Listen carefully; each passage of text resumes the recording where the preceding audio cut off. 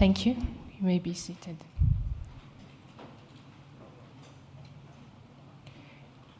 Your Excellency President, Honorable Jean-Lucien Boussa-Tongba, Minister of External Trade in the Democratic Republic of Congo, Honorable Dr. Khaled Abdel Ghaffar, Minister of Higher Education and Scientific Research and Acting Minister of Health and Population, Dr. Monique Sanzawaganwa, Deputy Chairperson of the African Union Commission, Dr. Tedros Adhanom, Director General of the World Health Organization, Dr. Ngozi Okonjo-Iweala, Director General of the World Trade Organization, Mrs. Hunta Upperlein, European Union Commissioner for International Partnership, Dr. John Kengasong, Director of the Africa CDC, Mr. Wamkele Menle, Secretary General of the African Continental Free Trade Area, Dr. Michel Sidibe, African Union Special Envoy for the African Medicine Agency, Honorables, ladies and gentlemen, good morning. Your Excellency, my name is Noela Wigilimana, and I'm the Division Manager for Research, Innovation, and Data Science at the Rwanda Biomedical Center, and it is my pleasure to be a Master of Ceremony for this event. Welcome to this momentous meeting that will review the progress made in implementing the Partnerships for Africa Vaccine Manufacturing, PAVM. This two-day event is hosted in Kigali, Rwanda, with significant virtual participation from across Africa and beyond. The meeting is convened by the African Union, the Africa CDC, the EU Development Agency, NEPAD, and the Africa Continental Free Trade Area. Without further ado, it is now my extreme pleasure to welcome the guest of honor, His Excellency President Paul Kagame, to give the keynote address. Welcome, sir.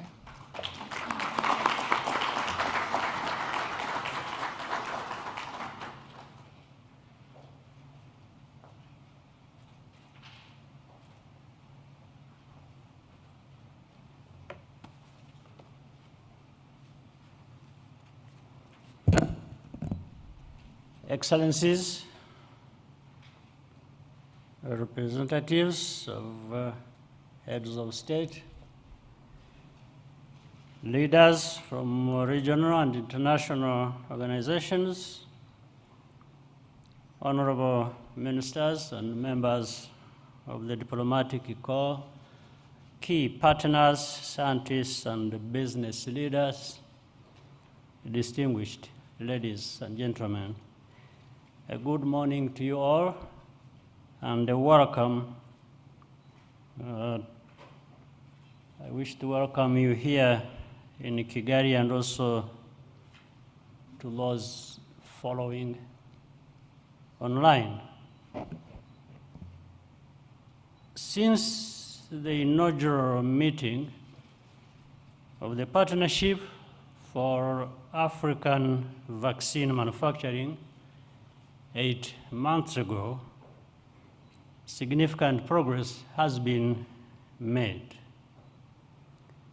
I commend the African CDC, led by Dr. John Kengasong, for taking the lead in this historic initiative with the support of the African Union Commission. Other partners and leaders, many of whom are represented here today, have also made decisive contributions to advancing this agenda. This joint effort has helped to prevent Africa from being yet again an afterthought. But we still have a lot of work to do. Africa's challenges during the COVID pandemic in securing timely access to tests, therapeutics, and vaccines have served as a constant reminder that we need to be doing things for ourselves. This is not a new problem, but a crisis of public health is literally a matter of life and death. Africa must therefore build manufacturing and scientific capacity with a sense of urgency. We can and must do something new and different. And when I say we need to do things for ourselves, that does not mean acting alone. Vaccine research and production is fundamentally a global enterprise. We therefore have to work in a partnership with each other as Africa and also with key partners around the world. That requires not only funding, but also, and even more importantly, trust. One of the most important developments since our last meeting is the entry into force of the new African Medicines Agency. I commend the African Union Special Envoy, Dr. Michel Sidibe, for his role in accelerating this process. It is essential to maintain the momentum and fully establish this agency, without which Africa cannot independently authorize and regulate medicines and vaccines. Producing vaccines on our continent is also an opportunity for trade and investment. That's why the presence here of the Secretary General of the African Continental Free Trade Area Secretariat is so crucial. Rwanda and Senegal have concluded agreements with the BioNTech to begin the end-to-end production of mRNA vaccines as early as next year. These doses cannot be distributed outside our continent, and there will be technology and knowledge transfer to African engineers and companies. Through its mRNA Tech Transfer Hub in South Africa, the World Health Organization is working with South African companies to build a valuable knowledge base for our continent. These and other initiatives underway in various countries are evidence of a strong momentum which must be supported and sustained. Because of this terrible pandemic, an opportunity has been created to fundamentally change the pharmaceutical production landscape on our continent. This window will not stay open forever. Now is the time to act decisively and quickly together as Africa and also globally. I wish you a successful conference, and I thank you for your kind attention.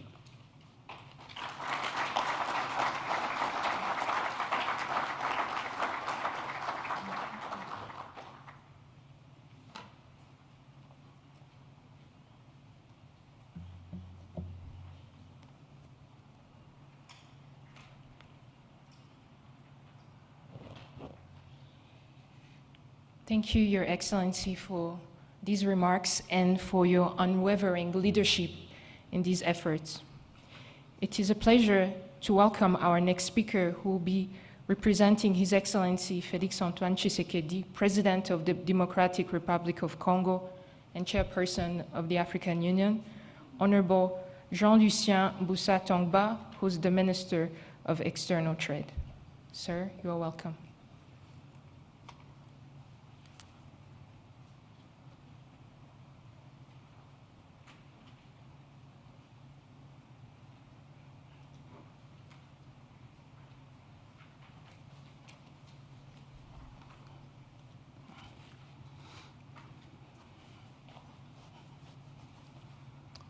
Excellences, Monsieur le Président de la République du Rwanda, Excellences, Monsieur le Président de la, Madame le Vice-président de la Commission de l'Union africaine, Excellences, Monsieur le Secrétaire général de la zone de libre-échange continentale africaine, distinguées personnalités, Mesdames et Messieurs, au nom de son Excellence Félix Antoine Tshisekedi Tshilombo, Président de la République démocratique du Congo, chef de l'État, qui a bien voulu que je le représente dans ces importantes assises, je voudrais avant toute chose remercier son Excellence M. Paul Kagame, Président de la République du Rwanda, pour avoir bien voulu abriter cette réunion, ainsi que pour l'accueil chaleureux réservé à toutes les délégations, et particulièrement à celle de la République démocratique du Congo.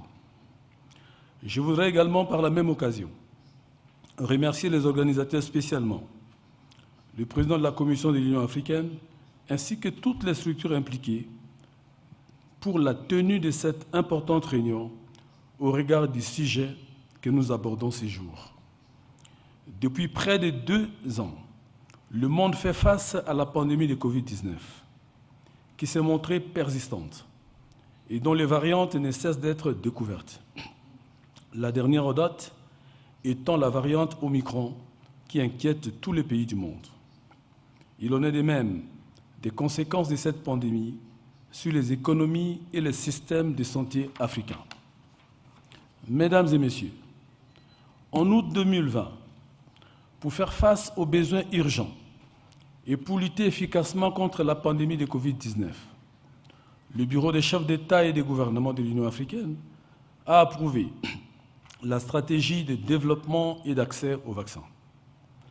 L'objectif visé est d'immuniser une masse critique de la population africaine d'environ 60% d'ici fin 2022. Et pour cela, l'Afrique doit accélérer sa capacité de production de vaccins de moins de 1% actuel à 60% d'ici 2040. Aussi, le président en exercice de l'Union africaine et président de la République démocratique du Congo porte depuis avril 2021 l'initiative sur la fabrication des vaccins en Afrique, ce qui justifie notre mobilisation tous azimuts pour faire le point sur les progrès réalisés, accélérer le mouvement et concrétiser notre engagement pour la résilience de nos économies et le bien-être de nos populations, garantir à nos populations un accès facile aux vaccins. Mesdames et Messieurs, la pandémie de Covid-19 ne doit pas nous faire oublier les autres priorités de santé publique, telles que le VIH, l'Ebola, le paludisme, la tuberculose, la rougeole, le diabète, les hépatites virales et les maladies cardiovasculaires, pour ne citer que celles-là. Ceci appelle la responsabilité des leaders africains à donner des réponses concrètes pour la production des services médicaux vitaux en général et ceux liés à la pandémie de Covid-19 en particulier. Par conséquent, nous devons être capables de produire sur le continent africain des médicaments dont nos populations ont tant besoin. il nous faudra, entre autres, miser sur l'Agence africaine de médicaments. La République démocratique du Congo, en raison de ses capacités historiques actuelles, en matière de production de médicaments notamment, l'existence des ressources humaines qualifiées, des intrants et des laboratoires de contrôle de qualité de médicaments, est prête à faire sa part pour les succès de cette agence. La force de l'Union africaine est dans l'union de ses forces. En effet, comme le dit si bien un proverbe africain, si tu veux aller vite, marche seul. Mais si tu veux aller loin, alors marchons ensemble. En ce qui concerne la production des vaccins et des médicaments, l'Afrique devrait aller loin et vite. Aller loin et vite demande de développer rapidement des compétences, des capacités technologiques, ainsi que la mobilisation des ressources. Nous devons donc investir massivement dans la recherche. Dans l'entretemps, il est urgent que nos pays utilisent pleinement les mesures juridiques et politiques, y compris les flexibilités consacrées par l'accord sur les aspects des droits de propriété intellectuelle qui touchent au commerce. Excusez-moi. À ce sujet, conformément à l'article 66.2 de l'accord sur les aspects de la propriété intellectuelle touchant au commerce et relative au mécanisme de traitement spécial et différencié, nous devons soutenir la position de l'Union africaine qui stipule qu'il serait important que soient mises en place des dispositions permettant aux pays riches de respecter leurs obligations en termes de transfert de technologies en faveur des pays les moins avancés. Excellences, Monsieur le Président de la République, distingués invités, Mesdames et Messieurs, nous pouvons relever les défis que nous lance la pandémie de Covid-19. On sait qu'elle constitue une occasion de repenser nos systèmes de santé afin de les rendre plus résilients. Oui, nous le pouvons. En effet, plus récemment, les travaux des chercheurs congolais ont permis de trouver les traitements contre la maladie à virus Ebola. Bien plus, la mise sur le marché de 2 médicaments anti-Covid, à savoir le Manacovid et le Duba-C, a démontré la capacité de l'Afrique à contribuer aux efforts mondiaux de lutte contre cette crise sanitaire. Il est donc impératif que cet élan se poursuive et que nos forces soient mutualisées en vue de résorber la crise née de la pandémie de Covid-19 et nous projeter vers le développement durable. Autant dire, la tâche est à notre portée. L'agenda 2063 envisage une Union africaine audacieuse, confiante et efficace, capable de faire face aux défis multiples qui se présentent à notre continent. L'Afrique doit passer de l'aspiration à l'action. Excellence, Monsieur le Président de la République du Rwanda, Excellence, Madame le Vice-président de la Commission de l'Union africaine, Excellence, Monsieur le Secrétaire général de la zone de libre-échange continentale africaine, Excellences, Mesdames et Messieurs, différentes personnalités ici réunies, voici les mots que je voulais prononcer au nom du Président de la République démocratique du Congo. Je vous remercie.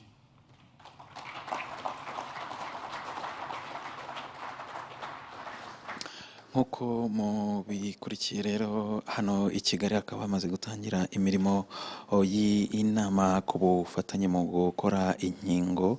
Iyi nama yitabiriwe n'abafatanyabikorwa b'umugabane w'Afurika kugira ngo izi nkingo zibe zakorwa zikorewe ku mugabane w'Afurika. Nk'uko mubyibuka mu mpera z'ukwezi kwa gatandatu ibihugu by'u Rwanda na Senegal bikaba byarashyize umukono ku masezerano n'abandi bafatanyabikorwa barimo ikigo Pfizer BioNTech gisanzwe kizobereye mu bijyanye no gukora inkingo. Iyi nama rero ikaba igamije kureba intambwe imaze guterwa n'umugabane w'Afurika kugira ngo koko inzozi zo gukorera inkingo ku mugabane w'Afurika zibe impamo. Umukuru w'igihugu rero akaba yasabye abafatanyabikorwa bose n'abitabiriye iyi nama ko babyaza amahirwe bafite aka kanya akabyara umusaruro, kubera ko hari ubushake bwo kugira ngo bigerweho Afurika nayo ibashe gukora inkingo. Tukaba rero tubashimiye ko mwakomeje kubana natwe, tubifuriza gukomeza kunogerwa na gahunda televiziyo Rwanda yabateguriye. Ibindi byose kuri iyi nama mukaba muzakomeza kubikurikira kuri televiziyo zanyu. His Excellency wished to have joined today this highly important discussion. However, Unfortunately, due to pressing national engagement, he's unable to. President el-Sisi wishes everyone a fruitful deliberation and tangible outcomes. I'm honored on behalf of President el-Sisi to partake virtually in the discussion of the progress made on implementing the Partnership for Vaccine Manufacturing in Africa. I would like to begin by cordially congratulating the African Union for their sustained assistance to member states and the tremendous effort to combat the socio-economic and humanitarian impact arising from this pandemic on the continental level. With nearly 9 million reported cases and 224,000 reported deaths across the continent, and with the Omicron variant rising, we as a continent must continue to effectively mobilize resources as quickly as possible to implement the African Union joint COVID-19 continental strategy to combat the pandemic and fortify the continental partnership for vaccine manufacturing. I would like to take this opportunity to emphasize the great importance of the continuous and fruitful collaboration across the continent among African nations and continuing to build on strong partnership with international organizations, NGOs, different stakeholders, global funders, and the pharmaceutical industry. We highly appreciate the efficient role played by the African Union, the WHO, and other international mechanisms, notably the COVAX facility, as well as regional ones, especially the African AVAT, for providing member states with vital vaccines and expediting the fair and comprehensive distribution of those vaccines without the commercial and business characteristic predominating the humanitarian aspect. In the same context, I would like to highlight the great importance of reaching an international strategy to improve the access of medicines and vaccines, with the most significant focus on the importance of technology transfer. With Egypt chairing the African Union Specialized Technical Committee on Health, Population and Drug Control, and as a member of the Board of Trustees of the African Union Special Fund and the Coordinating Committee of the EU's Continental Response to COVID-19, Egypt has engaged our diverse partners from across the globe to help secure vaccines for Africa. Our high-level national and international collaboration has resulted in the launch of several different stages of vaccine clinical trials here in Egypt, thus setting an example in view of the fruitful South-to-South cooperation for the advancement of humanity. Another important thing to mention is for the first time in Egypt, Egypt is building her own vaccine technology, and we finished successfully with the preclinical studies, and we have started the first stage clinical trial for the Egyptian vaccine Covivax, and delighted to share this new experience with our sisters and brothers in Africa. Egypt has also successfully produced locally 25 million doses of Sinovac Vaxera vaccine within our pharmaceutical facilities, which has largely covered domestic needs. And we are currently producing monthly 2.5 million doses in our old facilities, with an expected additional 1.5 to 2 billion doses yearly in our new line of production, and expected to be fully executed in 2022. With the pledge made by His Excellency President Abdel Fattah el-Sisi, Egypt has sent over $4 million worth of in-kind support to our African brothers and sisters across the continent, and $2 million pledged to the African CDC. Egypt also reaffirms the commitment of promoting health security throughout our continent. We will work together hand in hand and inclusively on fulfilling the African Union 2063 agenda and the UN 2030 agenda, achieving healthy and well-nourished citizens and good health and well-being for all people. I'm pleased to announce that earlier in September 2021 and November of this year, a technical mission from the WHO headquarters in Geneva and the MRO visited Egypt's vaccine facilities, sites in Aguza and 6th of October, and assessed the capacity of the Egyptian Drug Authority in its way of escalating them from maturity level 2 to maturity level 3 which is expected to be achieved by January 2022. This would make the nationally produced Sinovac Vaxera vaccine and other vaccines with the WHO EUL vaccine as a native Chinese Sinovac vaccine. With the current mass production, Egypt amended its vaccination strategy and started vaccinating lower risk age group, such as university and high school, normally again. Egypt is now moving from the bulk ready-to-fill production of complete domestic manufacturing with complete technology transfer as of 2022, and we can certainly share this with our sisters and brothers in Africa. We have also an ongoing strong partnership with Serum Institute of India for local production of 8 types of compulsory vaccines for Egypt and for other African nations. I would like to reassert once again that Egypt has engaged Gavi to establish the African Regional Vaccination Hub in Egypt, setting a technical hub in the continent that would act as a gateway to immunizing all African children. The continent is in dire need of restructuring its vaccine protocol, capacity building, logistical support, transfer of know-how, and technical support in the production line and supply chain. In this context, I reassure you of Egypt's commitment to continue and historic and current support within the initiatives taken to serve equally the Egyptian and the African health sector, thus enabling our people to receive the best healthcare possible. We must unleash economic and technological growth, not for the few, but for the many.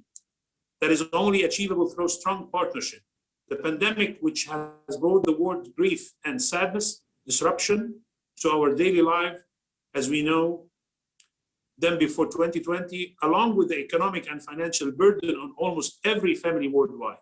It has taught us that whatever our differences are, we belong to one humanity. And that is a true recovery from the pandemic requires rigorous effort to meet the hopes of our people and be worthy of their trust. With strong political will, determination, and inclusiveness, we are rebuilding a more just and comprehensive global economy and healthcare system, where everyone has their equal right to receive the best services available. Finally, I renew my appreciation and endless gratitude to all healthcare workers and the world's front line of defense that have saved the lives of millions and continue to do so selflessly and tirelessly. Every minute of their relentless effort bring us closer to a normal life again, and I thank you very much.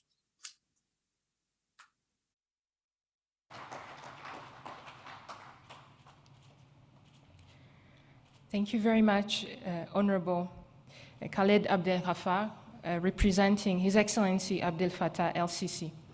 It is now a distinct pleasure to welcome Dr. Monique Sanzabaganwa, who's the Deputy Chairperson of the African Union Commission.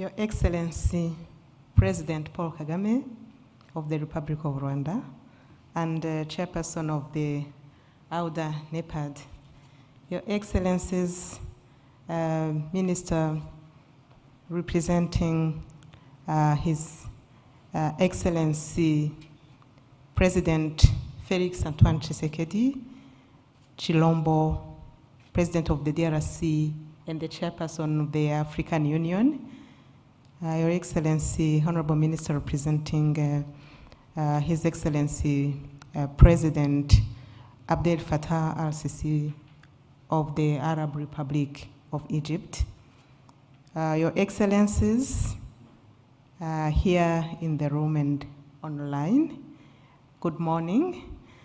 It's indeed on behalf of the Commission and the African Union institutions, we have them aligned, the Africa CDC, the AUDA NEPAD, the Africa Continental Free Trade Area, and Your Excellency, very soon we'll be having AMA in the list. On behalf of our chairperson of the commission and my own, we are glad to be here, and thank you, Your Excellencies, for honoring us. And our host, thank you for accepting to host this important event. The Partnerships for African Vaccine Manufacturing was established by the African Union this year to deliver a bold goal, namely enabling the African vaccine manufacturing industry to develop, produce, and supply over 60% of the total vaccine doses required on the continent by 2040, up from less than 1% today, with an interim goal of 10% by 2025 and 30% by 2030. African leaders gathered in April this year to map out a path to achieve this ambition. They agreed on the need for a robust continental strategy adapted to regional specifics, namely a framework for action, FFA. We'll be using this jargon throughout this conference. Since then, the Africa Centers for Disease Control and Prevention, Africa CDC, has worked with stakeholders across the continent to shape a detailed framework for action that lays out the key interventions required to enable development of a sustainable vaccine manufacturing industry in Africa. Your Excellencies, Africa needs a more holistic public health approach to safeguard the health and economic security of our continent as it strives to meet the aspirations of the Agenda 2063 for Africa. A new public health order for Africa will require continental collaboration, mainly in the following aspects. One being bolstered African manufacturing capacity for vaccines, diagnostics, and therapeutics. Secondly, strengthened public health institutions for people-centered care. Thirdly, expanded public health workforce. Fourthly, respectful, action-oriented partnerships. And last but not least, engagement with the private sector. So this new public health order is of paramount importance in prioritizing African vaccine manufacturing as an African solution.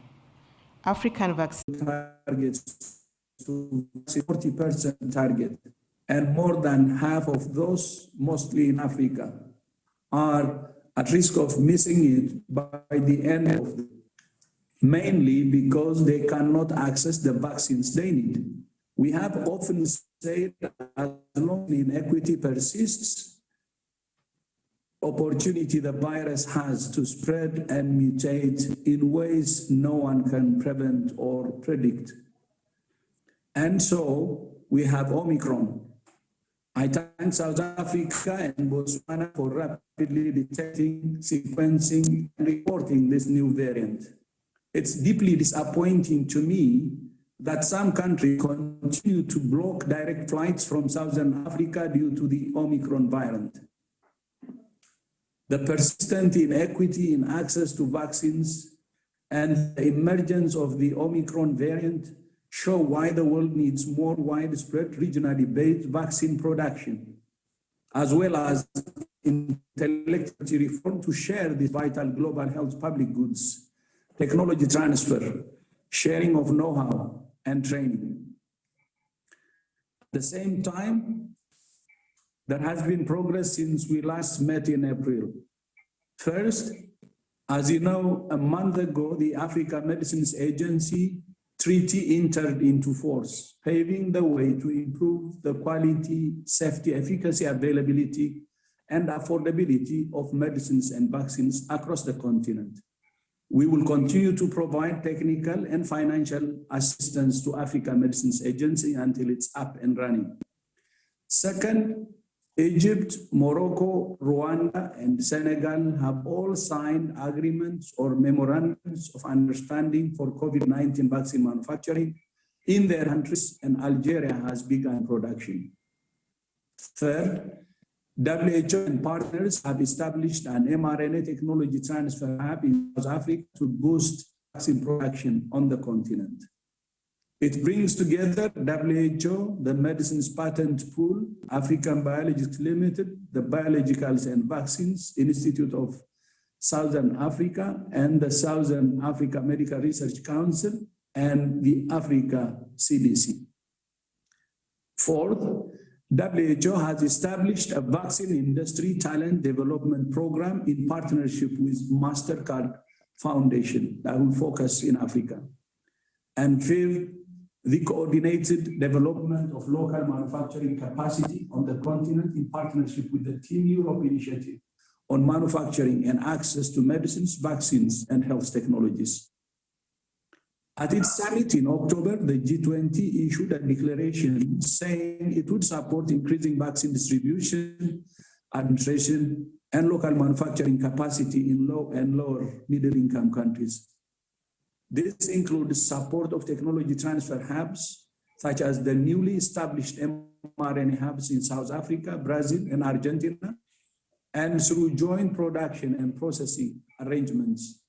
One of the biggest challenges we face is increasing the supply of skilled workforce with training in biomanufacturing.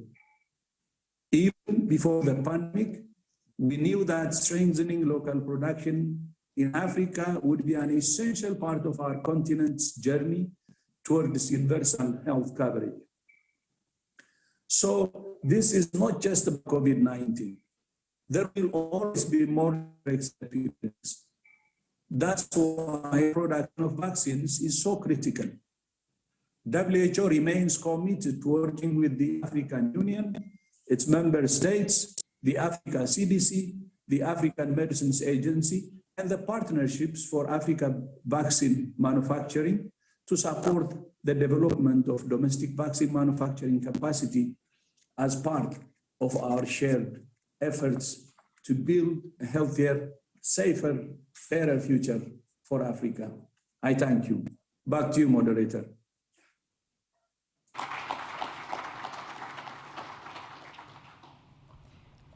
Thank you, Dr. Tedros, for those remarks and your unwavering commitment. I would like now to welcome our next speaker, who is Mr. Wamkele Menle, who is the Secretary General of the African Continental Free Trade Area Secretariat, for a virtual statement.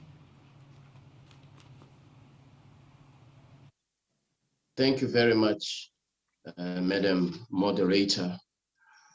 Your Excellency, President Paul Kagame, the President of the Republic of Rwanda, the ministers that are representing the heads of states of the DRC and Egypt, the Deputy Chairperson of the African Union Commission, Dr. Sansanwa, honorable ministers, distinguished panelists, heads of international organizations, it is a pleasure to join you this morning.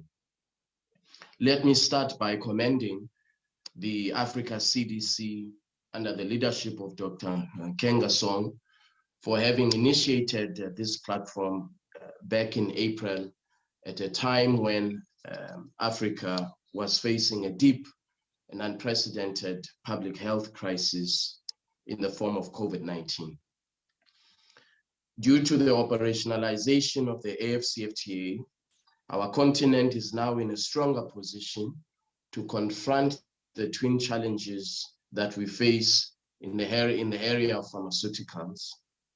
And that is one, a platform for harmonizing national standards, as well as pooling procurement of medicines and pharmaceutical products. And two, increased investment in pharmaceutical production. As you may well be aware, in the year 2019, Africa imported $16 billion worth of pharmaceutical products. The regulatory institutions in Africa can now leverage the AfCFTA to build the continent's research and development capacity, harmonize regulations in drug registration, and ensure compliance with best practice and international standards. This will, among others, strengthen the fight against substandard and counterfeit medicines and medical products, while fostering the building of an enabling environment for continental production of pharmaceutical products, as well as vaccines. The COVID-19 pandemic has intensified the need for African countries to enhance capacity to produce pharmaceuticals and vaccines, as well as accelerate the establishment of the generic drug industry. This provides an opportunity for African investors to invest in the pharmaceutical sector, as well as for technology supporting these investments in Africa. Such investments will, of course, depend on enabling factors such as the appropriate framework on intellectual property rights. And this is where the AfCFTA becomes so critical. It provides us with an unprecedented opportunity to develop a common framework, a common legal framework for intellectual property rights on our continent. In this context, institutions such as the African Organization for Standardization, the soon-to-be-established African Medicines Agency, and of course our partner, the Africa CDC, have important roles to play in the harmonization of standards and regulation of medical products to improve access to quality, safe, and effective medical products in Africa.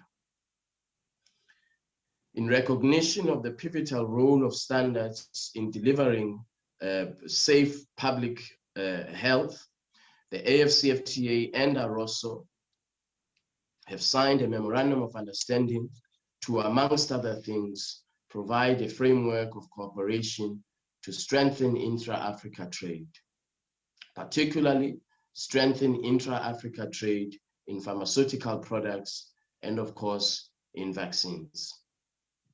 This is to be achieved through standards development and harmonization that fosters increased rate of diversification, industrialization, and transformation of Africa's economy, and boost the continent's ability to supply its important needs from its own resources.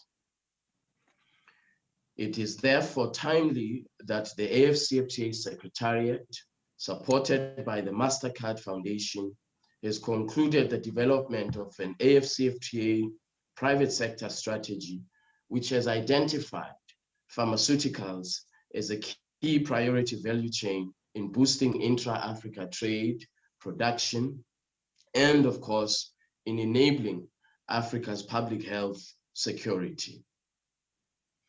And due to the bold and visionary step of our leaders in the African Union in initiating the AfCFTA, I want to repeat that we now have a very unique opportunity as the African continent to set forth an intellectual property rights regime that will service Africa's public health initiatives and Africa's public health imperatives, as well as service Africa's industrialization imperatives by establishing a generic drug industry in Africa. More importantly, we have a unique opportunity to capture the reforms that are required in intellectual property rights, and to ensure that those reforms are codified into law, into AFCFTA trade law, to ensure that Africa has the vaccines that are required to fight not only this pandemic, but future pandemics. And also, as I said earlier, to ensure the public health of the African population. The AFCFTA is in full support of the development of the framework for action to guide our vaccine manufacturing program, and I look forward to its implementation in due course. I thank you very much, moderator, and I wish all of us very, very successful deliberations over the next 2 days. I thank you very much. Thank you very much, Mr. Wamkele Mende. It is now a pleasure to welcome Dr. Michel Sidibé, who is the African Union Special Envoy for the Africa Medicine Agency, AMA. Welcome, sir.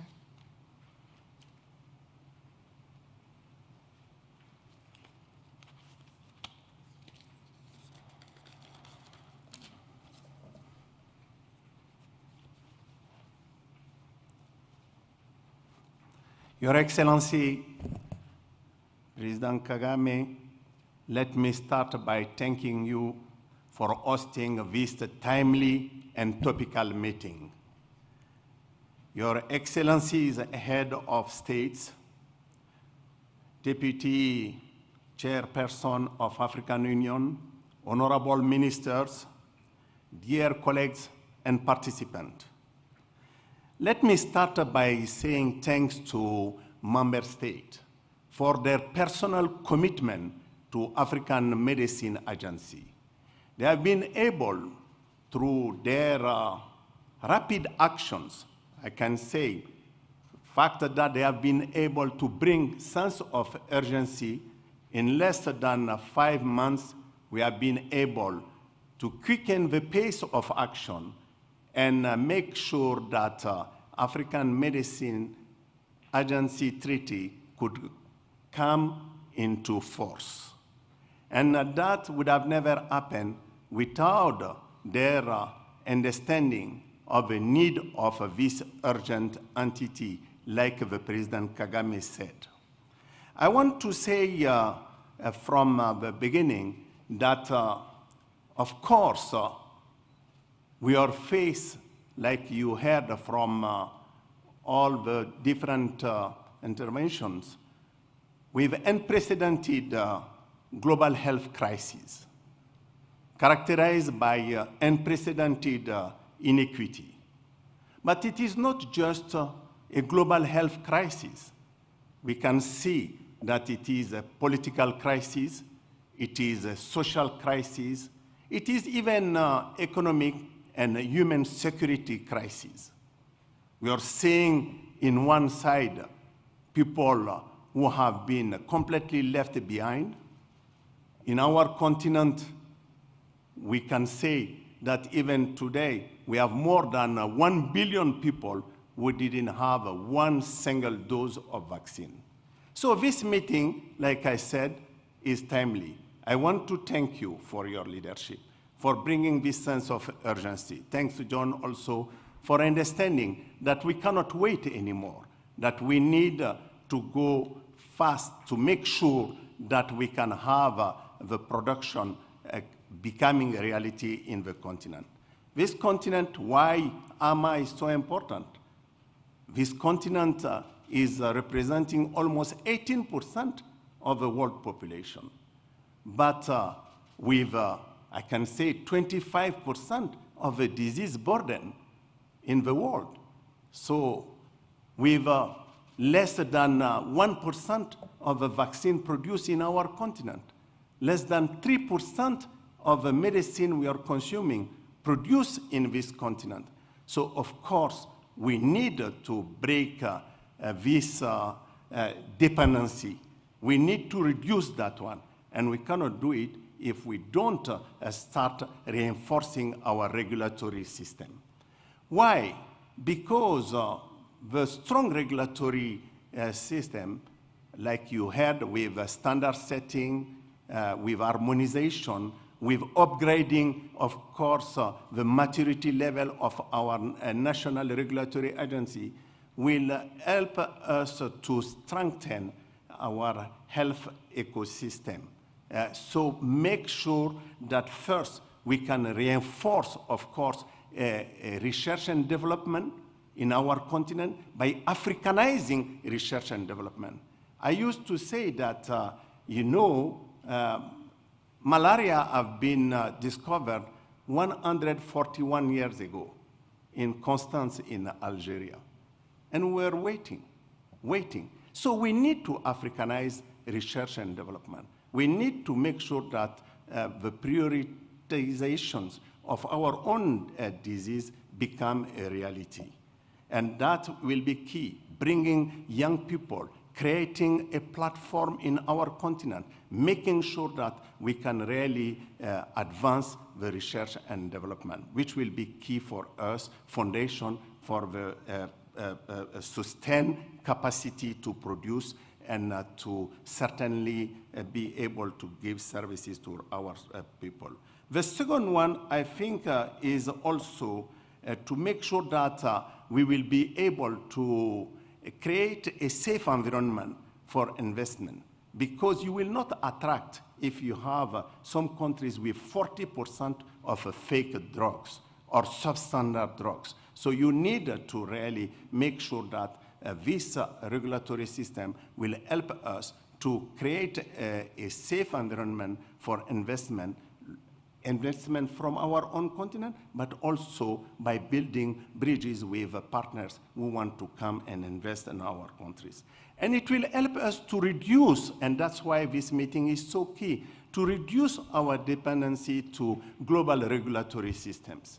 If we produce and we don't have a mechanism in our continent to fast-track the authorization process for making sure that our drugs, our vaccine, working with WHO, working with all the partners who have been helping us to make sure that we can fast-track, it will not be helpful for our country. So that's why I want to say that it will be key for us to speed up, to not lose momentum. You said it, Honorable Excellencies, it is not the time to lose the momentum. AMA should become a reality quickly. We should do whatever we can to quicken the pace of implementation and operationalization. It will help us also, certainly, finally, to tap on what I heard on the free trade agreement, and to create the space which will go to help us to go to scale and not neglecting our pharmacopea. I want to say thanks to you. Thanks for the support you gave me personally for making sure that we can really advance this agenda of implementation of AMA. But I thank all the partners who have been working with us to make it probably a reality soon. Thank you very much.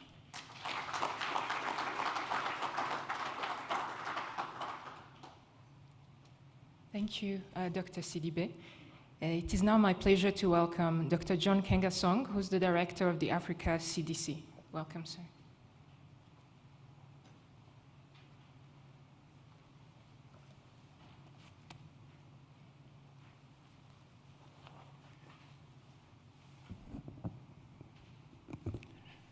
Excellency, President Paul Kagame, representatives of all of head of states present here today, honorable ministers, ambassadors, greetings on behalf of the Africa Centers for Disease Control and Prevention. It's truly an honor for me to be here this morning to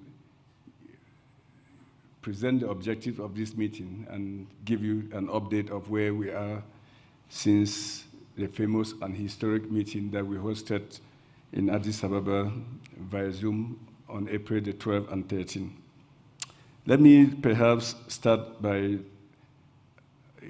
expressing my sincere thanks to a few members of our team that are here under the leadership of Dr. Nikesh Dembi, Dr. Ebere Okereke and the whole Africa CDC team. They have been working tirelessly to bring us here together. I also want to recognize the strong support from some of our partners, Professor Senet Fesihar, who has been really a champion in the conception of what the journey we are working today to the implementation. Some of our partners, GHS, the McKinsey Group, and of course, our chairperson of the African Union Commission, Excellency Musa Faki, and my dear sister, Dr. Monique Nsaza Bagawan, who has been a tireless supporter of these efforts going forward. Excellency, the P in our partnership, in PAM, as you highlighted earlier, is important. Central to our success is partnership, the power of partnership, and we take that very seriously. Allow me to be the eternal optimist that the way I see the progress, and I'll present in the next 7 minutes or 10 minutes, the way we shall fight the next pandemic on the continent will be clearly different from the way we are fighting this pandemic because of the remarkable progress that we are making in the vaccine production. As a virologist for 32 years, let me paint a picture of what might face us in future if we do not do this right. Imagine a virus that emerged with a case fatality rate of even 4 to 5%, and has the transmissibility rate, what we call the R naught of this current virus, which is the SARS-CoV-2. And if we have to wait for vaccines to arrive at the rate at which we are currently dealing with this pandemic, it will eliminate all of us. So it is truly, we are here today to continue to define the future of our continent and our survival. Let me ask the colleagues behind to just send my slides so that I can use that to frame the discussion we are having today and tomorrow. Next slide, please. So we are here, Excellency, to discuss 4 things. Provide you all with an update of the meeting, the progress we've made so far since April 12 and 13. We're also here to agree on an AU-endorsed approach for facilitating regulatory approval processes, which will be pathways, what we call potential pathways that we could use because of the speed at which the continent is moving in producing vaccines. Also discuss critical market shaping needs once countries begin to manufacture vaccines, and I'm very happy you heard from Excellency Mene, the Executive Secretary General of the Continental Free Trade Area, and then build momentum on vaccine manufacturing hubs across the continent. The power of partnerships, Excellency, is expressed in the co-convening of this very important meeting, the Africa CDC, the AU NEPAD, our Continental Free Trade Area, and the African Union. When we met in April of this year, Africa CDC was leading the charge, but the full force of the African Union has been brought to bear as we organize this report back meeting. Next slide.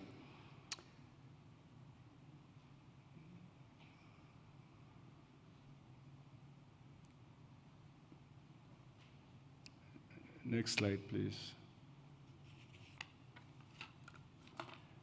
So, as has been expressed by several speakers before me, this is our situation. This is the situation we framed in April of this year. We said we import 99% of our vaccines, and next slide, and only manufacture 1% of our vaccines. About 12 million doses are manufactured in Africa, a continent of 1.2 billion people. Next slide. And the consequences of that is what we are dealing with today, and Dr. Tedros framed this very nicely. As we speak today, next slide, we as a continent have immunized fully just about 7% of our population. Can you just go forward, please? Yes, about 7% of our population has been fully immunized. And you begin to imagine how long will it take for us to move from 7% full immunization to 70% full immunization by mid next year. So that is the obvious task we have in front of us. You also heard from Dr. Tedros about the new variant. The consequences of lack of such scale vaccination is leading us to leading to the emergence of new variants. And we just don't know what other variant will emerge in future. We're dealing with this variant. I call for the continent and the world not to panic, but to, with a very level head, find ways we can fight this variant, but develop systems that will enable us to tackle the next variant. Next slide. So, Excellency, the Deputy Chairperson of the African Union Commission touched on the new public health order the African Union and Africa CDC is promoting. But let me expand on the third pillar, which is the need to expand on vaccine manufacturing, diagnostics, and pharmaceuticals. I really insist on diagnostics. For the past 40 years, we've lived with HIV/AIDS, and I'm happy that my dear brother, Michel Sidibe, is here, who ran the UN AIDS for so many years, and who testified that a continent of 1.2 billion does not have one company that produces a simple HIV rapid test, We don't. And we do conduct about 100 to 150 million HIV tests a year in Africa. So we serve as a market for others. I think that has to change. So as we focus on vaccines, let's think of diagnostics and therapeutics. But the meeting, the historic meeting we had, Excellency, which you personally attended in April, was a turning point. At that meeting, 40,000 participants in 2 days attended that forum to discuss and debate issues around how do we quickly expand vaccine manufacturing on the continent. Next slide. So these are some targets that you've heard from my dear sister, Dr. Monique, that we are aspiring. It's very ambitious, but these are not ordinary times. These are extraordinary times. I don't need to remind all of us how extraordinary it is that we are sitting in a room and not recognizing who is sitting next to each other because of the mask we are wearing. It's a stark reminder that the times are extraordinary and we have to use extraordinary measures to address extraordinary challenges there. That is our goal, that we really want to turn green by the year 2040, where we shift that paradigm and begin to manufacture at least 60% of our vaccines to guarantee the economic security, health security, and our own development security on the continent. Next slide. So, His Excellency President Tshisekedi, in his capacity as chair of the African Union, launched the Partnership for African Vaccine Manufacturing in April. That was one of the main outcomes of that meeting. Next slide. So we are here today to give you a progress so far. So the PAVM, as we call it, has progressed a lot. In April, it was announced. In May, we got to work, and a task force was established, if you look at the orange color. And by December, a framework has been developed, a framework that I will unpack very shortly, that brings all parties together so that we have the whole ecosystem that defines from end to end how if a country wants to engage in vaccine manufacturing, what is the roadmap for that as a continent. The African Union Executive Council approved the PAVM, the PAM, as an instrument for coordinating our vaccine manufacturing in October. And we are here today in December to give you an update, and you see a remarkable updates of what we have collectively achieved since April. Next slide. So the PAVM, or the Partnership for African Vaccine Manufacturing, has 4 major objectives. One is a stewardship for a continental strategy. We are offering a platform. The partnership does not seek to control, but seeks to coordinate efforts at the continental level. We're looking for support so that we direct support and align them with the country needs and aspirations. To play an intermediate intermediation and partnership role between member states and the global community, and to communicate updates as necessary. Next slide. So there's the spirit of the partnership. The spirit of the partnership is the togetherness. And His Excellency, during the meeting in Berlin just a few months ago, I think that was in August, you said, Africa works best when Africa works together. I think that is the spirit of what we are trying to do here, that individually we cannot win. And let me repeat what His Excellency the Minister from DRC just said a few minutes ago. He says, if you want to go fast, you go alone. If you want to go far, you go together. That is an African proverb. And it summarizes, or it says that we are in this together, in these extraordinary times together. We have to move forward speedily. So the framework that we have developed as part of the PAM has the following elements. Next slide. Has a total of about 8 elements. One is to establish a coordinating approach, ensure that volumes are guaranteed, so that a country is producing vaccines, you know that there will be a market for that vaccines. Financing for local manufacturing, increased momentum for technology transfer, effective harmonization and regulation is one of the things we shall be discussing here. Local research and development capacity without the workforce development and nurtured young talents across the continent, which is, we have a lot. Improve basic infrastructure, and lastly, improve the infrastructure locally. So those are the key elements or components of what this, the coordinating framework, the PAM, is all about. Next slide. So this is some programs. You can actually read this in 2 dimensions. On your left-hand side is what we call the market design and demand intelligence, which are a series of elements that we are working on, including access to market. On the right-hand side is the regulatory. As we have explained, the two, you've heard from my brother Michel Sidibe and His Excellency Wankele, the two must come together.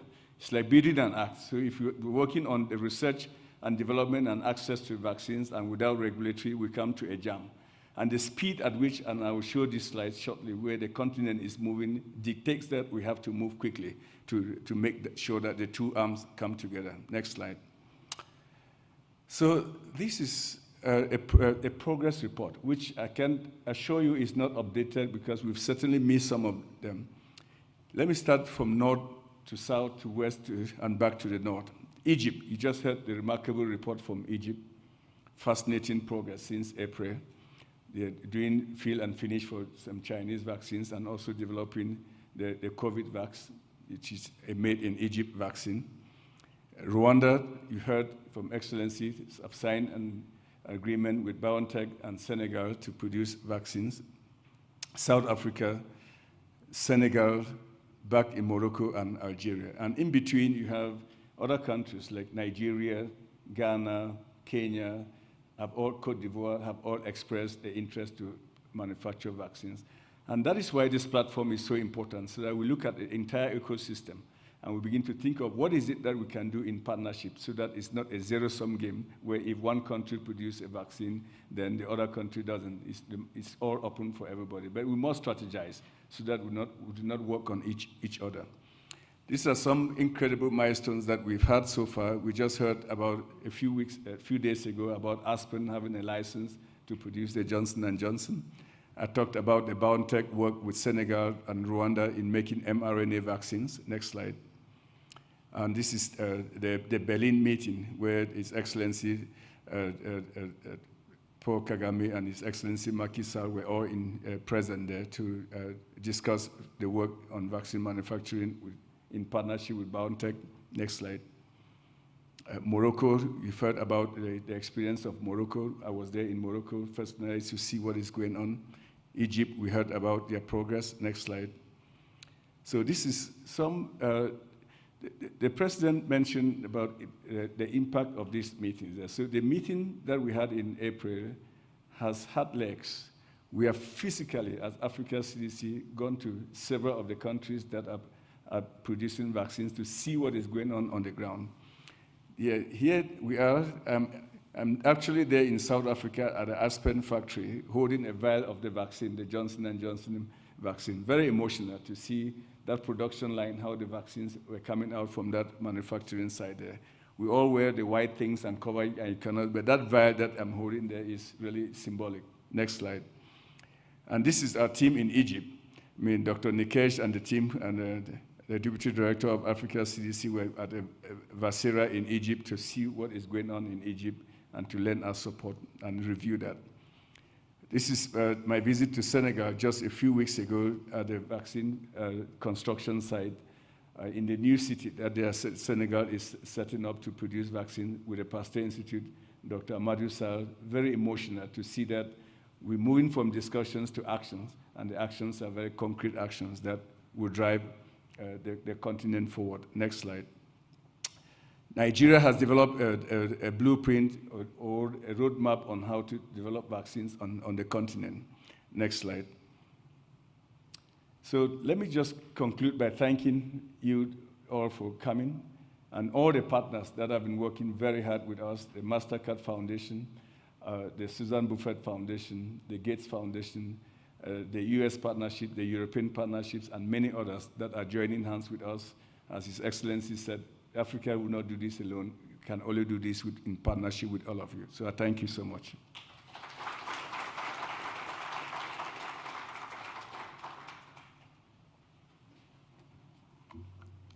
Thank you so much, Dr. Kengasong. We have now come to the end of this opening ceremony. Your Excellency, President Paul Kagame, we are grateful for making the time to be with us for this important meeting. To our guests, we wish you fruitful discussions. Ladies and gentlemen, please rise as the guest of honor departs.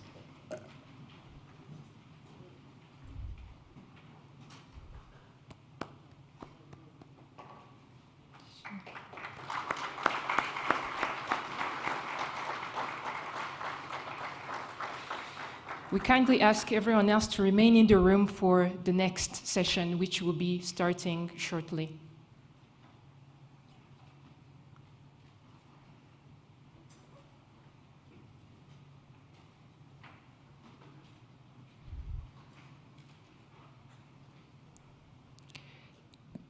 Thank you very much. You may be seated.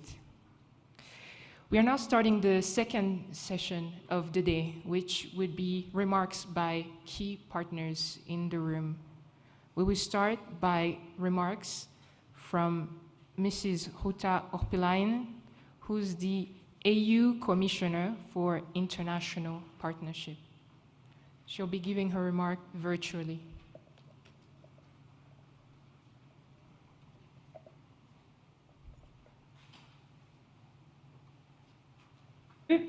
Even though I would have preferred to be with you in Kigali.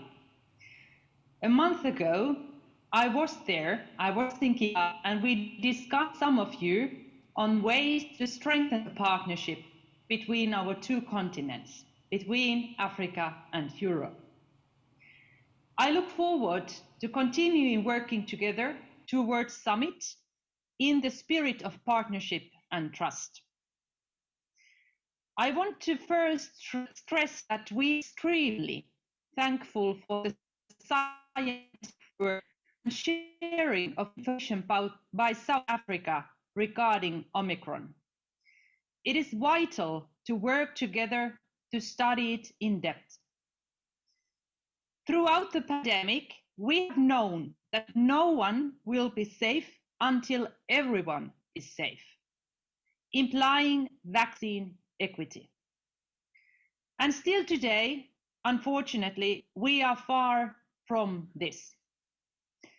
Team Europe, EU and member states have exported more than 1.4 billion doses to partner countries and pledged over 3 billion euros to COVAX only.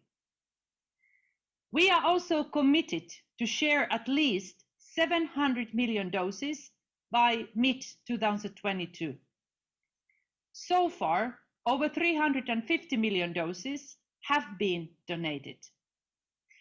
Nearly 118 million doses have been delivered by COVAX or bilaterally, and 48% to Africa. We must and we will do more, particularly in Africa. True resilience means ensuring that countries have strong health systems. The ability to produce life-saving vaccines and medicines is key.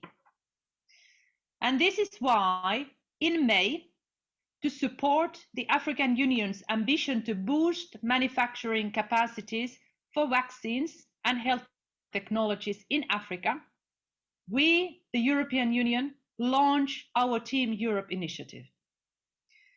We will invest to improve infrastructure, technology, regulatory frameworks, and the enabling environment.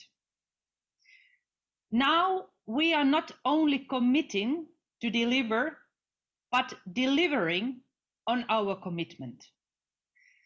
Programs are underway in Rwanda, Senegal, and South Africa.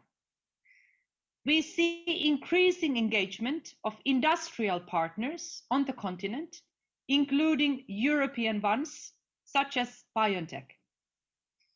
In Rwanda, the European Investment Bank has put together a €1 million package to support the Rwanda Biomedical Center and its research and development. On the regulatory side, the EU delivered an initial support package to the Food and Drugs Authority. Meanwhile, in South Africa, the EU's development finance institutions joined the IFC consortium in support of the Aspen Institute. The EU also supports the World Health Organization's initiative to establish a technology transfer hub for vaccine production based on mRNA technology. And in Senegal, Team Europe supports large-scale investment in vaccine production by the Institut Pasteur in Dakar with other support measures. And dear friends, this is just the beginning. We will leverage best practices and relationships to develop more manufacturing hubs in more countries. This will be a main outcome of the upcoming African Union-European Union Summit. At the regional level, the EU supports establishing the African Medicines Agency. Just as the EMA was a game changer in Europe, AMA could have a transformative impact in Africa. COVID-19 is not the only threat, as there are far more deadly infectious diseases on the continent, such as malaria. We hope that jointly agreed investment will address more devastating diseases of tomorrow. Thank you.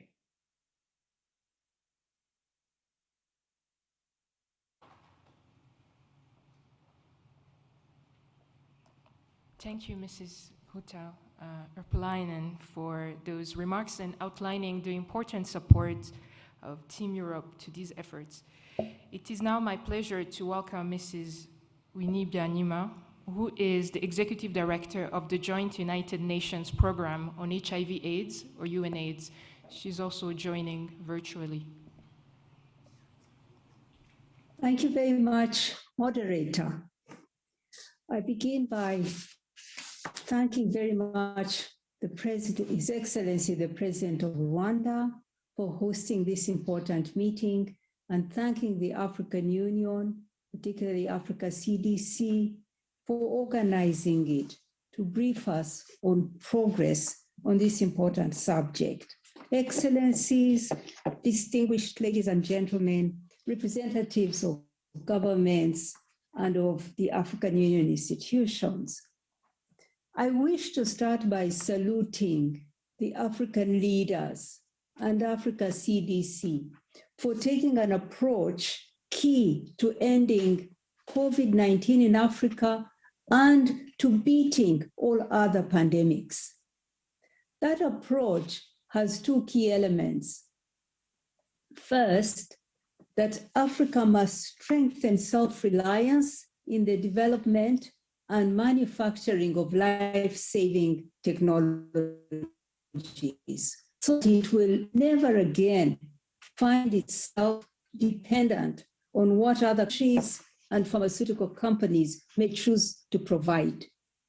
Secondly, that self-reliance for Africa in research, development, and in manufacturing will only be achieved through Pan-African collaboration.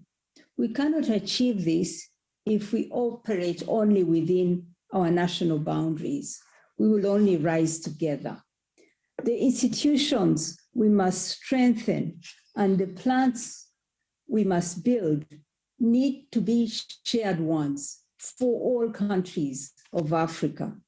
That is understood, and it is the basis of this work and the importance of this meeting. It's now become clear to anyone who's been watching the COVID vaccine distribution scandal that Pan-African collaboration to strengthen self-reliance in life-saving technologies is essential for our health, for keeping us safe, and for our economies. African leaders were right to develop for the first time a pooled purchasing mechanism, the Africa Vaccine Acquisition Task Team, which we at UNAIDS have been supporting and championing. That was to strengthen the negotiating hand and to enable economies of scale. It secured 23 million doses. However, AVAT continues to face the monopoly of pharmaceutical companies. The companies stalled on selling, they stalled on delivery, and Africa has continuously been pushed to the back of the queue.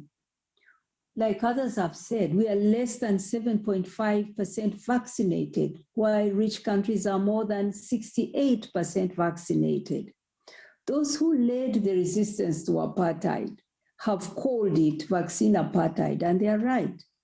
This is a repeat of what happened with antiretrovirals for HIV, when 12 million lives, most of them on this continent, were needlessly lost, while life-saving medicines remained out of reach. The contrast, Excellencies, in profit and loss is stark and grim. Let me share this.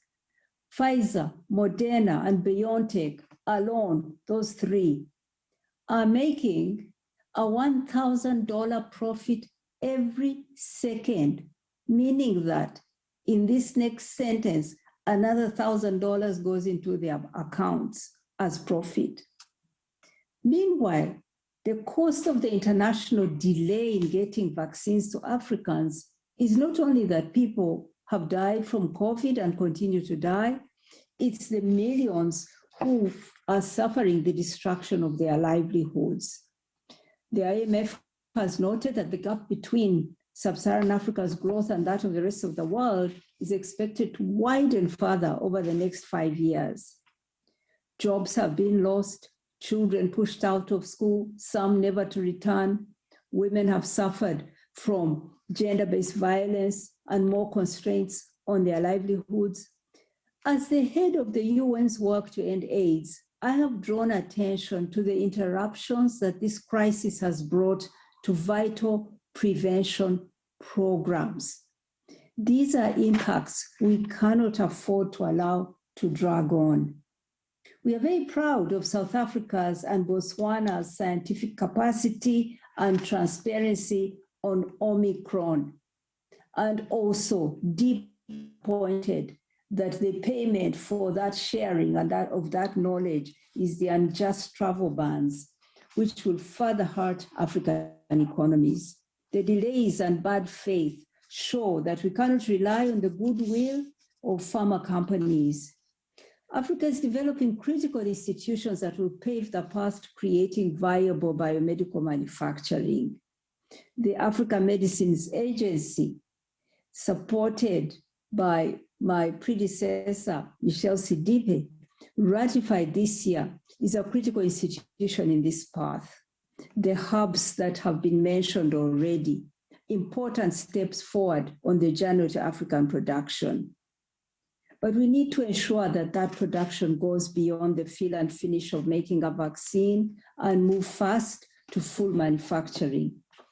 I take the opportunity to urge all African leaders represented here and those not here to support the Africa CDC-led vaccine manufacturing and regulatory initiatives, to prioritize investment in universities and other research institutions to enhance our technical capacity to develop medical technologies, and to continue on the path of developing the R&D hubs.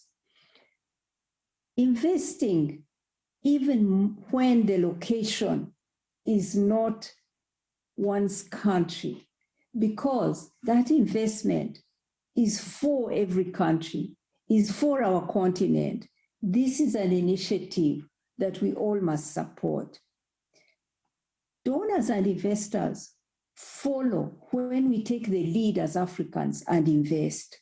We need to scale up production in the next year, and we need by 2030 to move by 2040 to move from 1% to 60% production in Africa. What an ambitious target. And yet it is realistic. It's not just aspirational, it is achievable. UNAIDS and the People's Vaccine Alliance will help to rally international support around these African-led solutions.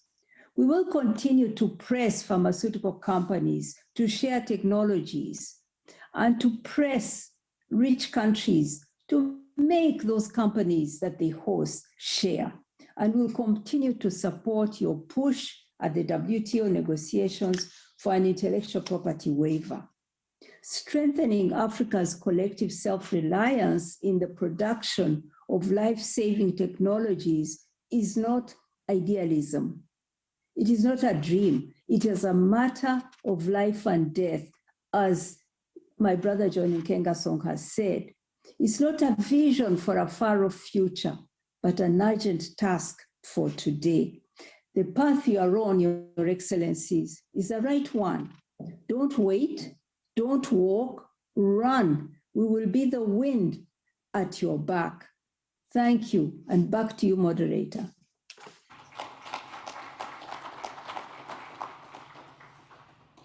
Thank you very much, Mrs. Winnie Byanyima, for those remarks. Our next speaker will be Mr. Salomon Kwainor, who's the Vice President of Private Sector Infrastructure and Industrialization at the African Development Bank Group. He's also joining us virtually.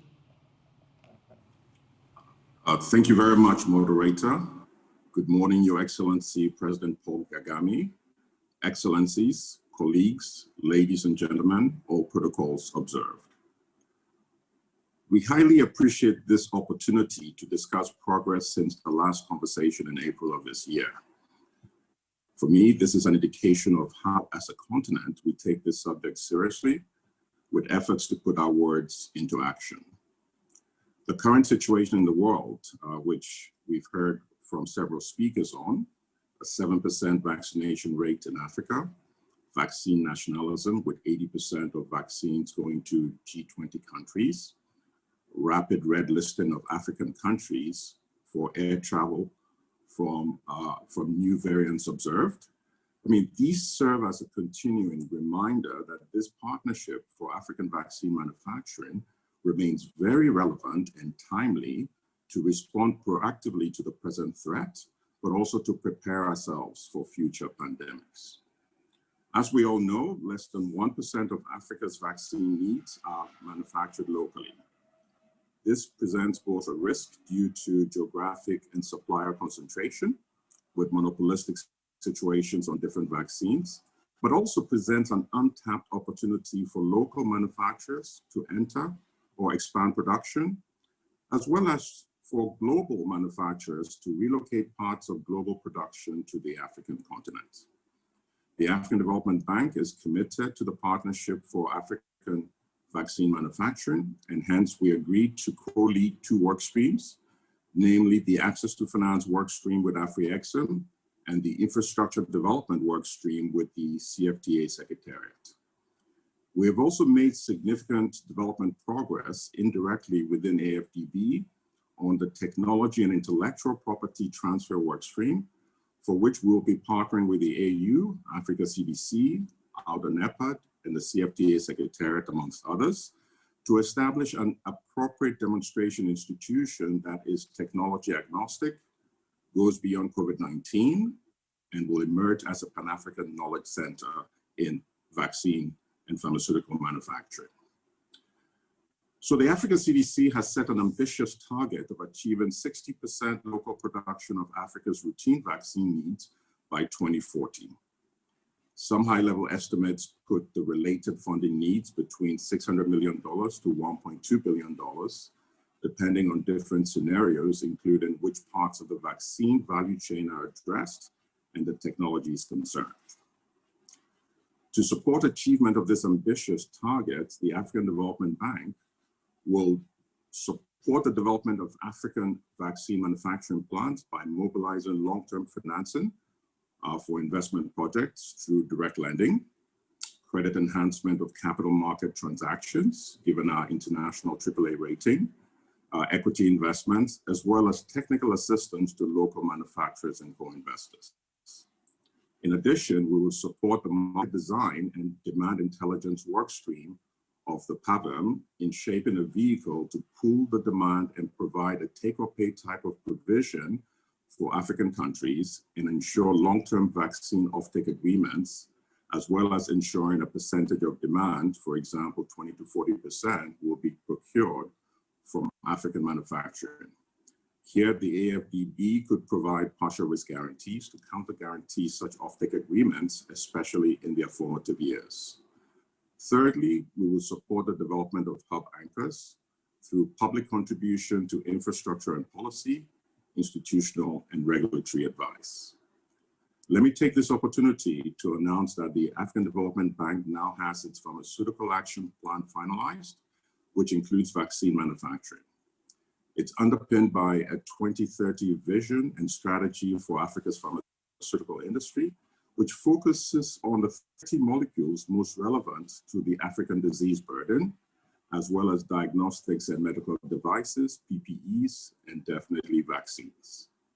Its success will depend on the implementation of the CFTA, given the importance of economies of scale, affordability, and market access. We have worked extensively with global and African stakeholders in this process, including several of you in the room today. This is also in line with several calls that the AFDB received from African heads of state, that is, rebuilding Africa's healthcare defense system and also industrialization and pharmaceutical manufacturing. Our initial projection is that the AFDB will invest at least $3 billion in the pharmaceutical industry over the next decade, of which $1 billion will be in pharmaceutical manufacturing and $2 billion in related integrated infrastructure and logistics, for which the AFDB has expertise and experience. As we finalize the ecosystem into the bankable environment for vaccine manufacturing on a regional basis, and also for end-to-end production that is beyond fill and finish and packaging, we believe that we would even exceed these investment projections. However, we cannot do this without partners, and we bring complementary expertise. So we'll be reaching out to all of you to concretize partnerships that we have been discussing for the past 2 years, so even before COVID. Let me conclude by saying that I strongly believe that we're on the right track with the progress made by the Partnership for African Vaccine Manufacturing. However, we need to strengthen collaboration, build synergy, and work together towards achieving these great goals for the continent. Together, we are stronger and we achieve more. Thank you very much. Thank you very much, Mr. Salomon. Our next speaker will be Professor.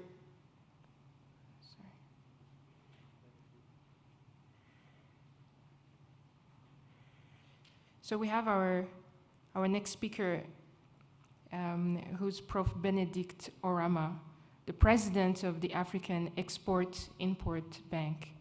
And they're also joining us digitally. Thank you very much, moderator.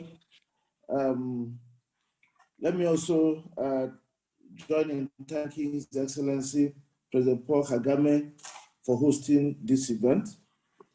I'm highly honored to have been given the opportunity to make a few remarks at this important event. I would like to start by congratulating the African Union for the vision for a new public health order as enshrined in Agenda 2063, the Africa we want. The import of this vision and the need to fast-track implementation has been amplified during this pandemic. There is no African that I've met who needed convincing that we need to have vaccine manufacturing capacities and capabilities on the continent. The indignity the continent suffered, as well as the destruction of lives and livelihoods that the pandemic has caused, are all pointers to the inestimable cost of our not taking control of our own health security. Our President Bank is pleased to be a key partner of the Partnership for Vaccine Manufacturing in Africa, and to be co-leading the access to finance workstream with the African Development Bank. We take our role very seriously because we strongly believe in the overall aspirations of the partnership and the critical role finance can play in realizing those ambitions. Just as the bank acted decisively in providing the $2 billion that were required for the procurement of 400 million doses of Johnson & Johnson COVID-19 vaccines through the African Vaccine Acquisition Trust mechanism, we are also deploying the same zeal and energy to make sure that vaccine manufacturing in Africa will not end the sloganeering and statement of wishes. Working with the private partners, we will make sure that we create vaccine manufacturing capacities on our continent. And we are pleased as a bank to be working with some of those countries that have been mentioned today as advancing on their vaccine manufacturing. We are committing an amount of $400 million as initial commitment towards the goal of supporting vaccine manufacturing in Africa. We want to make sure that those who want to develop vaccines, there's no money to do that. We strongly believe that vaccine manufacturing can only occur in the context of sustainable business model. That's why we are also exerting our efforts in redirecting African vaccine demand to African vaccine manufacturers. We congratulate Aspen Pharma for reaching an intellectual property transfer deal with Johnson & Johnson for manufacture of their COVID-19 vaccines. We expect that it is one of many to come. We recognize that it was because we pulled together and put money on the table that the deal was done. If anything, an important lesson learned from that outcome was that you do not get things by begging. You demand them, and you prove that you deserve them. At our President Bank, we have created a facility for supporting vaccine manufacturers to access intellectual property rights. We will support pharmaceutical manufacturers in paying license fees and provide assurance to owners of licensed intellectual property that they will be used in accordance to the agreed terms. We will also support existing manufacturers on the continent to expand their capacity and upgrade their facilities to required standards. We thank the WHO and the UNICEF for agreeing to put together a working group to be able to identify facilities on the continent that can be upgraded in this way, so that they can then redirect their demand to those facilities. It is only through this that we begin to create capacities for manufacturing therapeutics and vaccines on the continent. We must put an end to the current situation where 99% of the over $1.3 billion worth of vaccines consumed by Africa is supplied from outside Africa. This exports jobs, sources of livelihood, and our health security. While access to finance is a necessary condition for creating sustainable vaccine facilities on the continent. Access to markets is a sufficient condition for achieving that. Fostering business models built on demand certainty is critical, as Solomon mentioned earlier. We therefore believe that we must build on the experience of Africa's COVID-19 vaccine procurement arrangement by using the African Medical Supplies Platform and African Vaccine Acquisition Trust to aggregate and pool African demand for vaccines. When we pool our demand and we have it under our own control, vaccine manufacturing capacities will spring up like mustard seeds across Africa. In this conference, as this conference continues its discussion, we must therefore bear in mind that it is important that we all work together to institutionalize the African Vaccine Acquisition Task Teams, AVAT, and the African Medical Supplies Platform. These are critical infrastructure that will work with the African Medical Vaccines Agency to begin to change the healthcare infrastructure on our continent. It is through these instruments that we begin to bring dignity back to ourselves. Thank you very much.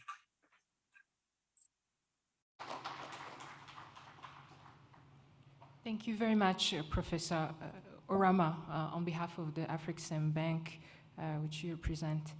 I want to acknowledge the growing online and virtual participation and call upon our next speaker, who is Dr. Vera Songwe, Executive Secretary of the UN Economic Commission for Africa, also joining us virtually.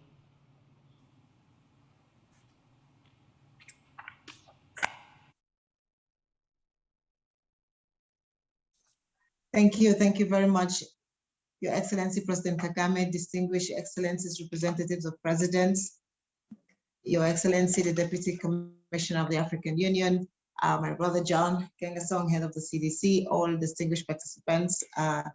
Let me start by saying it's a very great pleasure to be here today. It's an amazing feat to see this event actually happening. Congratulations to all of the CDC and African Union team for doing this and for everybody who's worked on it. Previous outbreaks on the continent and most recently the COVID-19 pandemic have demonstrated the need for Africa to strengthen not only its health systems, but also the inter-regional trade and collaboration between countries to allow for easier trade of vaccines and other medical products on the continent. Part of our mandate as the Economic Commission for Africa is to promote economic and social development of our member states and to foster inter-regional integration. For this reason, we have been honored to be working alongside the CDC and all the other partners that are here today with us to see how we can foster more vaccine production on the continent. This is not only to strengthen our health systems, but it is also, in particular, and more importantly, to strengthen employment, promote jobs. And I think that Michel Sidibe has spoken a lot about that already. We know that today we import about 14.6 billion worth of medical products from outside the continent. That's about 6 million jobs. With COVID, we cannot afford to continue to export our jobs literally, which is what we're doing when we import products that we can produce on the continent.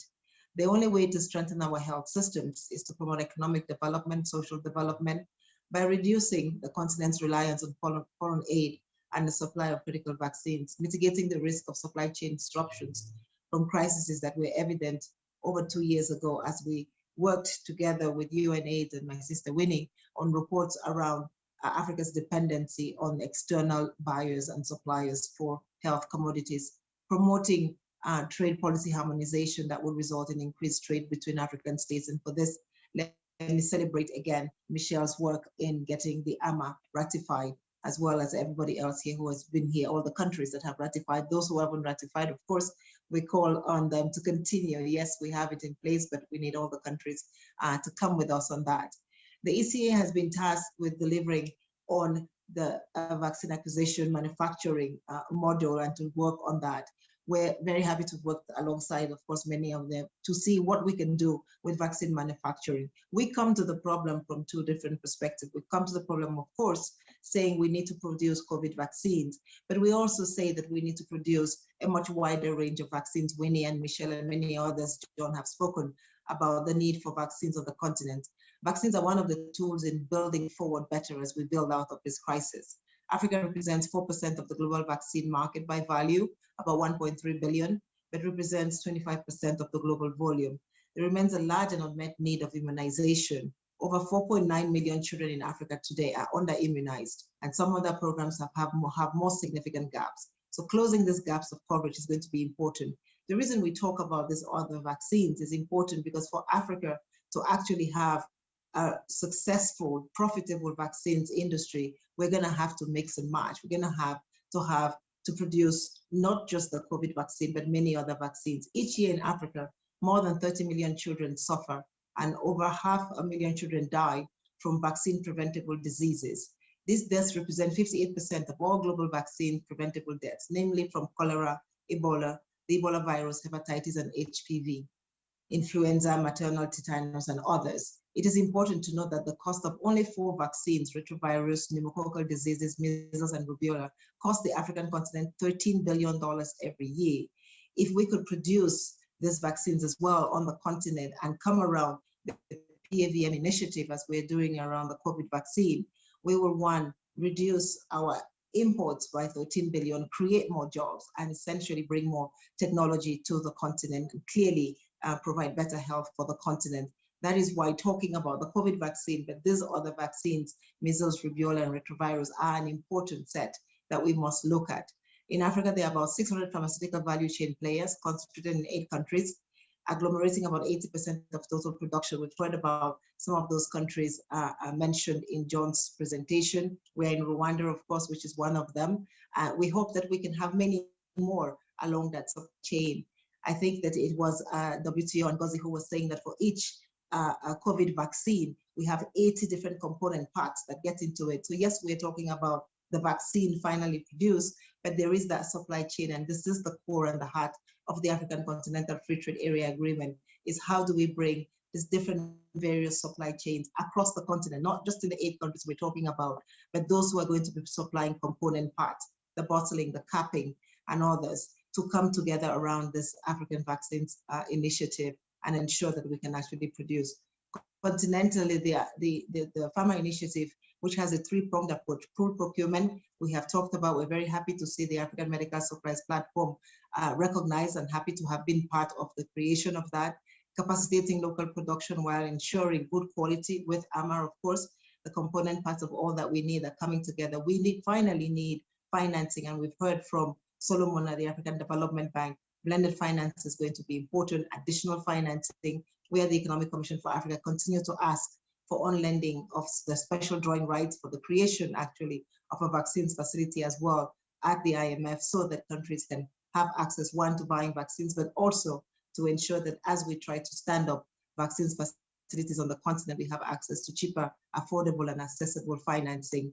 Furthermore, the role of communication is going to be particularly important. As we have seen, our continent still picks and chooses the vaccines it wants and takes and needs. So even as we create continental vaccines, and the announcement in South Africa was particularly important because it's already an international global vaccine, we need to ensure that we can also domesticate the need to begin to produce and consume African-led and African-made vaccines. Leveraging the AFCFTA pool procurement purchasing facility is going to be important for this. I want to thank again, and very proud to have worked beside Strive Masiwia, of course, Africa CDC and Afri-Exim Bank, to come together to do the pool procurement. Pool procurement is going to be particularly important. We see the reason why Africa has not been producing vaccines is because the Gavis and the COVAX, the UNICEFs of the world, have not been able to procure from the continent. If we can ask and make our demand pooled, when Africa works together, we can demand better, we can demand more, and we can demand cheaper. We're today buying vaccines at much cheaper rates, and many more countries can have it. We cannot underestimate, of course, the power of technology, digital solutions that will help us as we begin to stand up an African vaccines manufacturing system on the continent, thereby strengthening our digital systems is also going to be an important part of strengthening the health infrastructure on the continent. Working alongside our health and technology experts on the continent is going to be a particularly important thing. Finally, leaving you with the importance of good governance systems in the pharmaceutical sector on the continent, and ensuring that as we build AMA, we can also build AMA out to ensure that we can reduce the amount of counterfeit drugs on the continent, counterfeit vaccines, as we're already seeing, so that when everybody takes the vaccine, they can ensure that they are taking the right vaccine. Thank you very much for your attention. Thanks to Dr. Vera Songwe, speaking on behalf of the UN Economic Commission for Africa. I would like to recognize the support of the Susan Buffett Foundation, represented in this room today by Professor Senaïd Fusseha, who's the Director of Global Programs and Professor of Obstetric and Gynecology. Dr. Senaïd, you are welcome.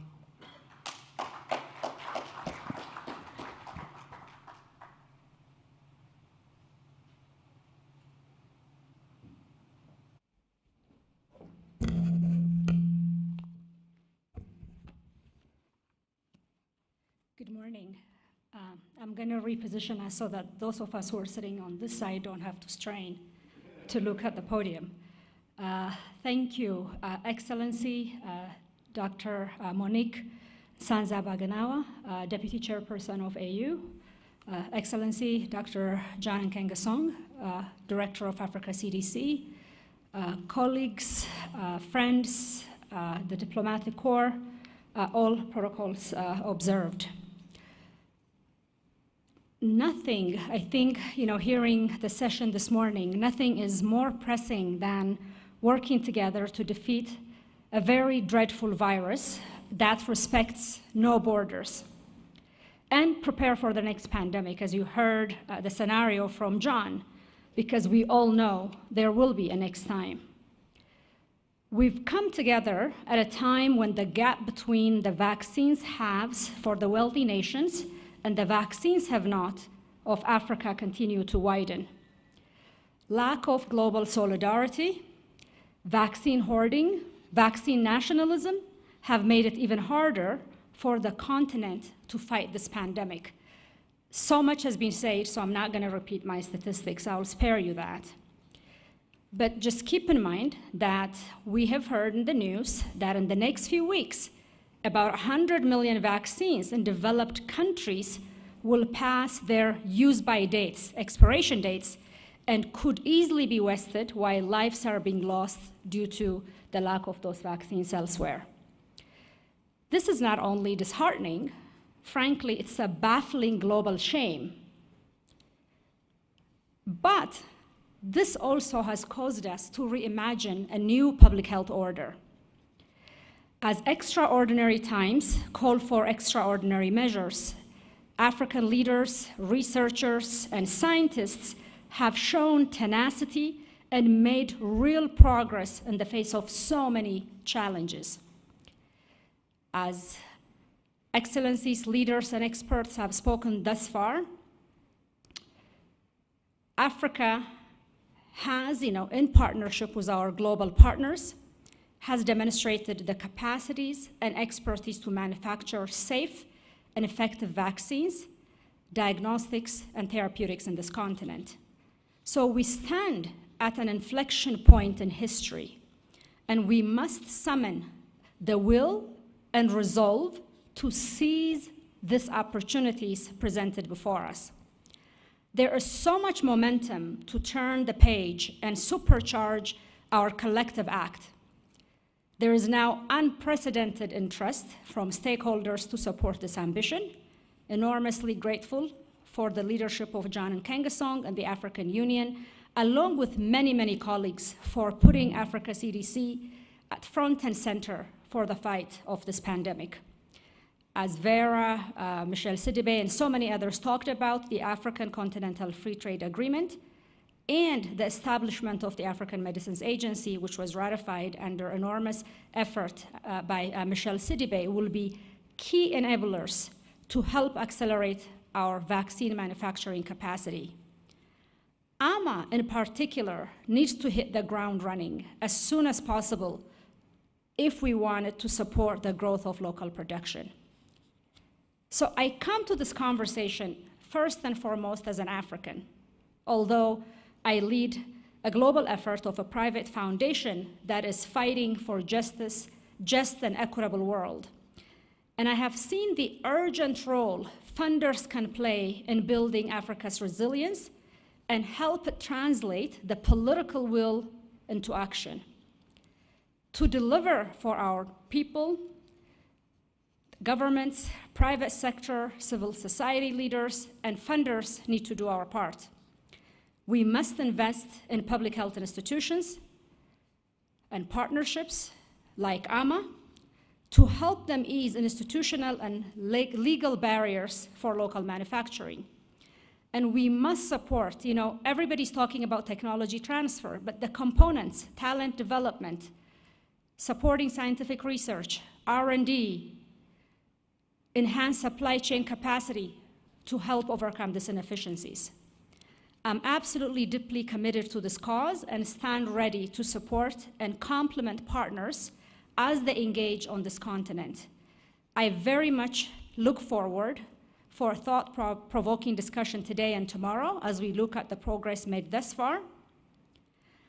I know if we work together and coordinate our efforts, we can create the future we want for this continent, a future where we put trust in our resources in African institutions, scientists, and innovators, a future where our people can access routine vaccine and medicines they need when they need them on their terms and not their donors' terms. So let us make that happen. Thank you so much.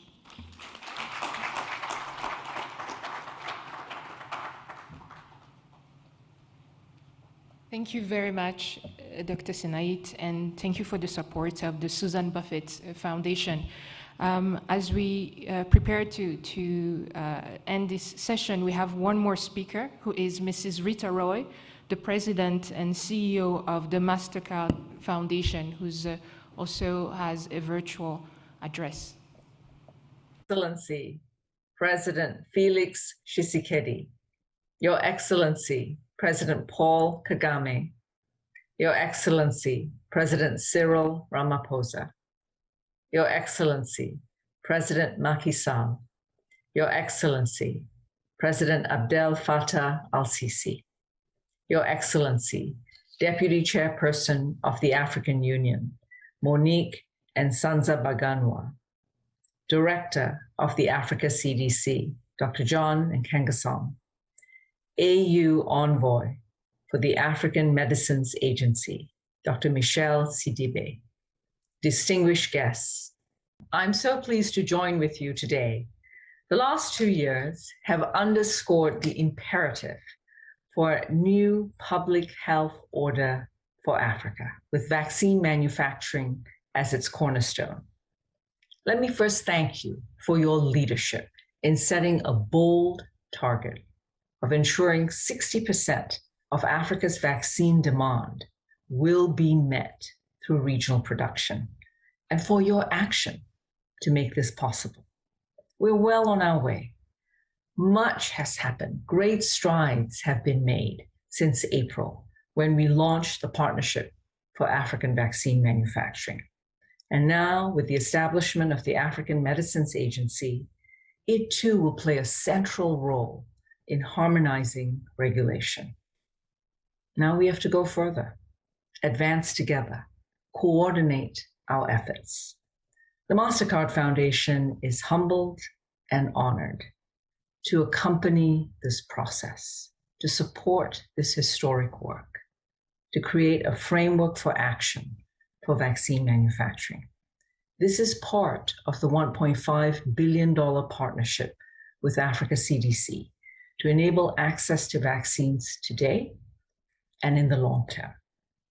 So in addition to purchasing vaccines and enabling the delivery of vaccinations to millions and millions of people, we will focus on developing the talent, the workforce required for vaccine manufacturing.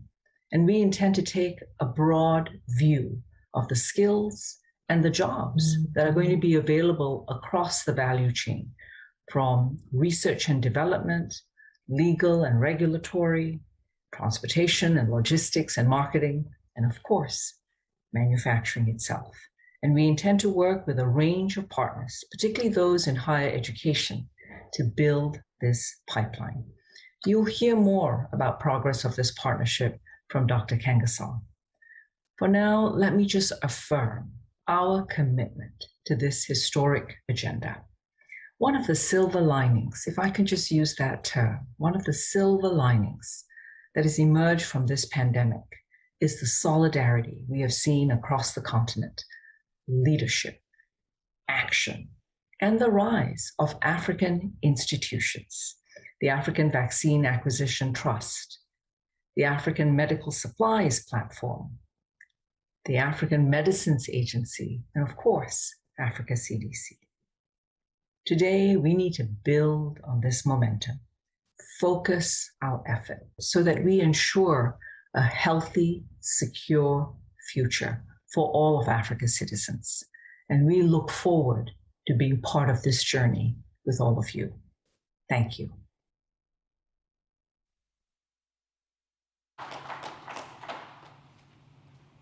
We thank you very much for those remarks, Mrs. Rita Roy. We have come to the end of this session where we have heard remarks from key partners. And as it has been mentioned, the P in PAVM stands for partnerships. And it's so important for us to reach the stated target.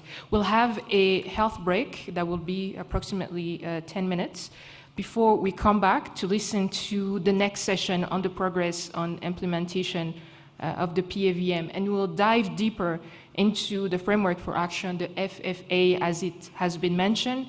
We also have, as part of that session, a roundtable discussion where we'll get a country's perspective on the progress on vaccine manufacturing. So we'll have just the next 10 minutes to stretch our legs, use the facilities in the venue, and then we'll be back in this room for the next session.